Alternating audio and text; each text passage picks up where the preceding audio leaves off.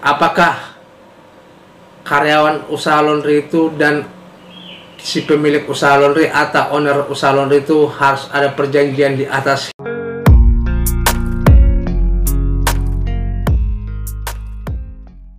Halo sobat,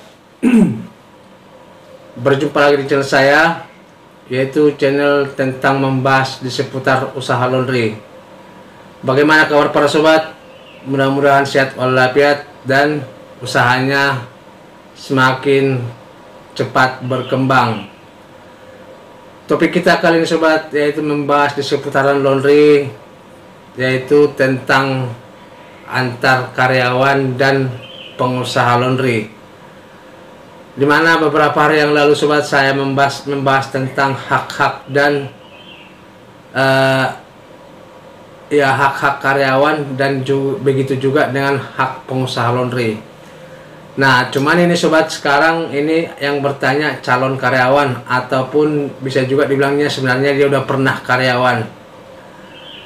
Pertanyaannya ialah, apakah karyawan usaha laundry itu dan si pemilik usaha laundry atau owner usaha laundry itu harus ada perjanjian di atas hitam putih? Nah, kira-kira seperti itulah pertanyaannya sobat. Sebenarnya sih, kalau saya melihat yang pernah saya lihat ya dalam perjanjian di atas hitam putih itu sebenarnya tidak ada. Ya, yang pernah saya lihat ya, tapi nggak tahu di wilayah yang lain. Tapi kalau dibilangnya perjanjian secara lisan ada. Nah, yaitu pun secara lisannya dimana si pengusaha laundry menjanjikan, contoh ya, menjanjikan dimana dia menyediakan mes. Nah, jika usaha semakin berkembang akan dapat komisi. Nah, baru libur sekian lama, sekian hari per bulan. Nah, baru setelah itu sekian, contohnya dalam 2 tahun atau 2 sampai 3 tahun akan ada kenaikan gaji. Sebenarnya sesimpel itunya perjanjian yang saya pernah lihat. Itu saja perjanjiannya. Cuman memang kalau dibilang secara lisan itu juga jarang. Karena kenapa? Makanya saya bilang jarang, banyak juga karyawan laundry itu mengeluh. Berarti tidak sesuai kan? Kalau sesuai dia pasti tidak mengeluh. Banyak juga karyawan laundry ini yang mengatakan, dulu awal saya mau kerja perjanjiannya seperti ini, seperti ini, seperti ini, seperti ini. Salah satu contohnya seperti yang saya jelaskan tadi. Tetapi itu semua tidak ada dan tidak ditepati si pemilik usaha laundry. Nah, sebenarnya sobat, disinilah bisalah saya bilang ya, kadang-kadang saya bukannya membela karyawan, kadang-kadang kita juga pemilik usaha terlampau gampang berjanji sebenarnya, pemilik usaha laundry ini. Karena kita tidak tahu kondisi usaha laundry ini ke depannya bagaimana. Nah, sementara kita membuat karyawan sudah dengan perjanjian seperti yang tadi.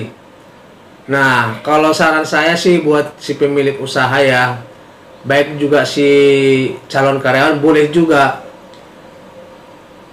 kita harus bisa prediksi seberapa banyak sih penghasilan kita per bulan. Nah, kalau kita sudah tahu berapa penghasilan kita per bulan, sanggup nggak bikin perjanjian yang seperti tadi itu terhadap karyawan. Nah, jangan kita menjanjikan sepertinya kita bikin perjanjian, tahu-taunya tidak sanggup, ya kan? Nah, ini sebenarnya sobat yang sering membuat karyawan itu tidak betah kerja sama kita. Nah, alasan pengusaha laundry sering banget saya dengar, udah sesukanya mencuci pakaian, udah sesukanya libur, sesuka hatinya libur. Karena kenapa?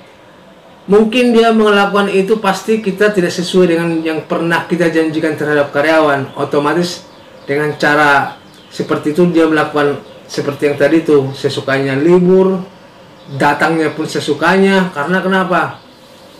Ya mungkin kita belum menepati janji kita. Nah, makanya kebanyakan pengusaha laundry itu membilang kerja 1 bulan keluar, cari karyawan baru. Bahkan nggak usah secara langsung, di media sosial, baik di media sosial ataupun di grup-grup, banyak banget yang membutuhkan karyawan. Nah, makanya sering kata-kata keluar seperti ini, sobat. Saya membutuhkan karyawan karena karyawan saya sebelumnya pulang kampung. Nah, itu benar atau tidak kita tidak tahu ya kan, benar-benar pulang kampung atau tidak. Tahu-taunya jangan-jangan dia mencari kerja di usaha laundry yang lain. Nah, sebenarnya makanya saya bilang tadi, sobat, kita kalau menurut saya pribadi ya, kita bikin perjanjian terhadap karyawan itu ada baiknya kita lihat kondisi dulu. Kondisinya maksudnya apakah mencukupi jika kita membuat perjanjian seperti ini. Apakah istilahnya penghasilannya maksimal per bulannya jika kita melakukan, atau jika kita melakukan bikin bonus terhadap karyawan. Nah, itu semua harus kita bisa prediksi semua itu. Nah, supaya tidak terjadi seperti yang tadi itu. Nah, soalnya banyak banget karyawan yang bilang ngomong doang. Dulu awal masuk begini, begono, tau-taunya tidak ada. Nah, bahkan ada juga karyawan, sering banget saya dengar atau saya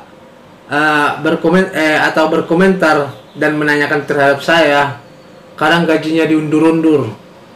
Sementara kita butuh, saya punya anak. Nah, inilah sebenarnya, sobat, yang tidak bisa kita lakukan terhadap karyawan. Karena kenapa? Kita tidak tahu. Mungkin karyawan itu kan itu mata pencarian dia paling utama. Jadi hanya berpatokan dari situ.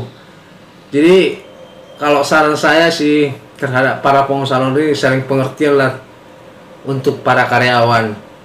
Nah, jadi itulah, sobat, sebenarnya yang harus kita pikir-pikir kalau membuat karyawan laundry itu. Jadi kalau jawabannya pertanyaan yang tadi itu, apakah harus ada perjanjian di atas hitam putih, sebaiknya jangan. Karena kita tidak tahu kalau bikin perjanjian di atas hitam putih ini dampaknya ke depannya kita tidak tahu. Tapi yang saya pernah dengar belum ada. Nah, tapi kalau perjanjian secara lisan ada. Nah, seperti yang tadi yang saya jelaskan. Oke, sobat, kira-kira sampai di sini penjelasan saya kali ini. Jangan lupa subscribe, ketik tanda lonceng supaya tidak ketinggalan video saya berikutnya. Terima kasih dan sampai jumpa kembali.